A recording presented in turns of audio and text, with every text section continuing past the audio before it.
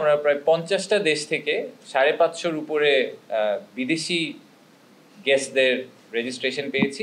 এছাড়াও বাংলাদেশে প্রায় 2000-এর উপরে রেজিস্ট্রেশন হয়েছে। তো আমরা অবভিয়াসলি বিদেশিদেরকে একটু প্রায়োরিটি দিব যখন তাদেরকে আমরা অ্যাকোমোডেট করার চেষ্টা করব, যেহেতু ওনারা দেশের বাইরে থেকে আসছেন।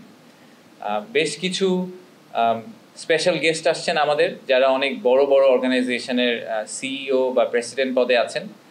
এক্সাম্পল হিসেবে আমি কয়েকটা নাম বলি, যেরকম জারা যে কোম্পানিটা আছে ইন্ডিটেক্সের, যে একটা বড় কাপড়ের ব্র্যান্ড, তাদের যে গ্রুপ সিইও অস্কার মার্কট উনি আসছেন।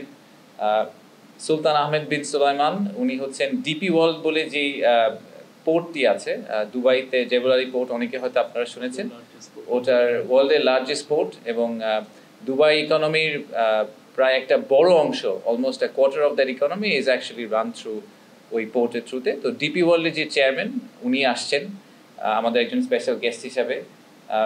ব্যারনেস রোজি উইন্টারটন আসছেন, উনি হাউস অফ লর্ডসের মেম্বার ইউকে, এবং একই সাথে বাংলাদেশে trade envoy for UK into Bangladesh.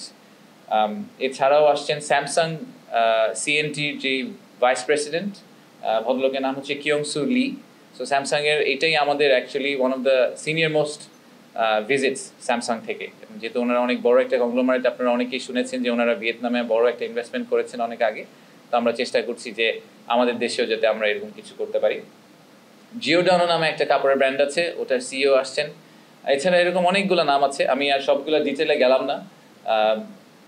মেটার থেকে লোকজন আসছেন, আমাদের উবারের সিনিয়র একজন ভদ্রলোক আসছেন, টেলেনর থেকে আসছেন, এক্সেলারেট এনার্জির প্রেসিডেন্ট আসছেন, এবং দাউদ গ্রুপ পাকিস্তানের বেশ বড়, ওনাদের যে ছেলে যিনি ভাইস চেয়ারম্যান উনিও আসছেন আমাদের এখানে।